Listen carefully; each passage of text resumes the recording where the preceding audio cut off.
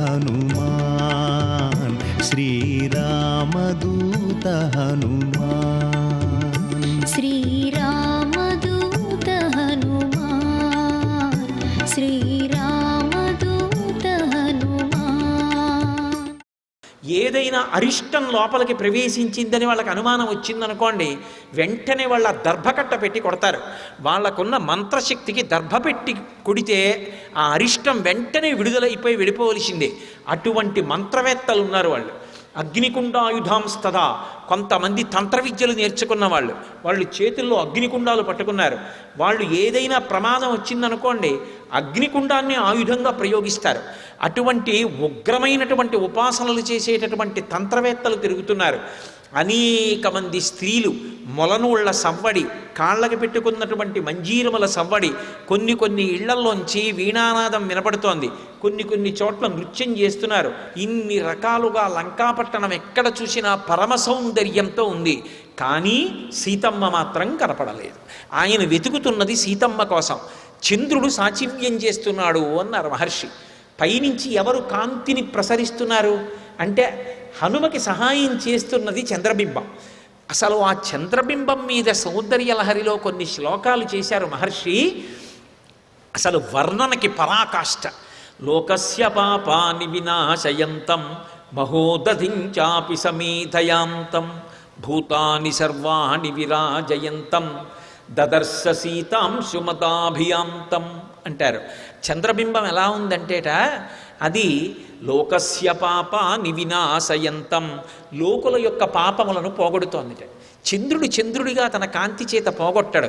చంద్రుడు ఎందుకు పోగొడతాడంటే, చంద్రుడు పరమశివుని యొక్క అష్టమూర్తులలో ఒకడు. భౌరంభంశలలో నిలోంబర మహార్నాథో హిమాంసు పుమాన్ నిత్యాభాతి చరాచరాత్మక విధం యస్యైవ మూర్త్యష్టకం నాన్యక్కించన విద్యతే వృషతాం యస్మాత్ పరస్మాద్ విభో తస్మై శ్రీగురుమూర్తయే నమ ఇదం శ్రీదక్షిణామూర్తయే అంటారు శంకర భగవత్పాదులు. పరమశివుని యొక్క అష్టమూర్తి తత్వంలో ఒకటైనటువంటి చంద్రుడు తన యొక్క అమృతధార చేత లోకముల యొక్క తాపాన్ని పోగొడతాడు, పాపతాపాన్ని పోగొడతాడు. అందుకని లోకస్య పాపాని వినాశయంతం మహోదధించాపి సమేధయాంతం. ఆ చంద్రకిరణాలు పడుతుంటే సముద్రాలు పొంగుతాయి, సముద్రాన్ని పొంగేటట్టు చేస్తున్నాడు. మీరు ఎప్పుడైనా సముద్రం ఉన్న ప్రదేశంలో పౌర్ణమి నాడు వెళ్ళి చూడాలి. అసలు ఆ కిరణాలు పడుతుంటే సముద్రుడి పొంగు చూడాలి. మహోదధించాపి సమేధయాంతం భూతాని సర్వాణి విరాజయంతం. సమస్త భూతములు చక్కగా కనపడతాయి ఆ చంద్రకాంతిలో. సూర్యకాంతిలో కనపడ్డాయి అనుకోండి, బాగా కనపడినా మనకి తాపంగా ఉంటుంది. చంద్రకాంతి అలా కాదు, ఎంత సంతోషంగా ఉంటుందో. భూతాని సర్వాణి విరాజయంతం, అదే కాదు దాని అర్థం. ఒక్క అగ్ని తప్ప మిగిలిన 4 భూతములు ప్రకాశిస్తాయి చంద్రకాంతిలో. భూమి, నీరు, అందులో నీరు ప్రకాశించడం మీరు చూడాలి. పౌర్ణమి చంద్రుడి యొక్క కాంతిలో నీటి యొక్క వైభవాన్ని చూడాలి. ఆ చంద్రకాంతి పడుతున్నటువంటి నీటి వైభవం చూస్తుంటే మనసు ఎంత రంజిల్లుతుందో, ఎంత అందంగా ఉంటుందో. అసలు సముద్రం పక్కనున్న వాళ్ళకి అందమే అందం పౌర్ణమి నాడు సముద్రపు ఒడ్డున కూర్చుంటే.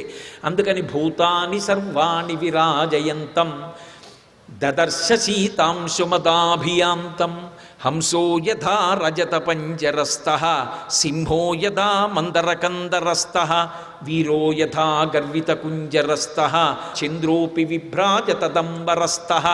అంత్యానుప్రాస. ఎంత అందమైన శ్లోకాలు వెళ్ళారో మహర్షి. చంద్రుడు ఎంత ప్రసన్నంగా ఉంటాడో శ్లోకం అలా ఉంటుంది. మహర్షి గొప్పతనం అది. శ్లోకంలోనే భావప్రకటన ఉంటుంది. హంసో యథా రజిత పంజరస్థః.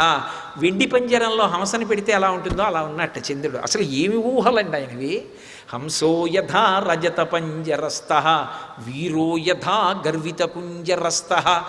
గర్వించినటువంటి వీరుడు ఏనుగు మీద కూర్చుంటే ఎలా ఉంటాడో అలా ఉన్నట్టు.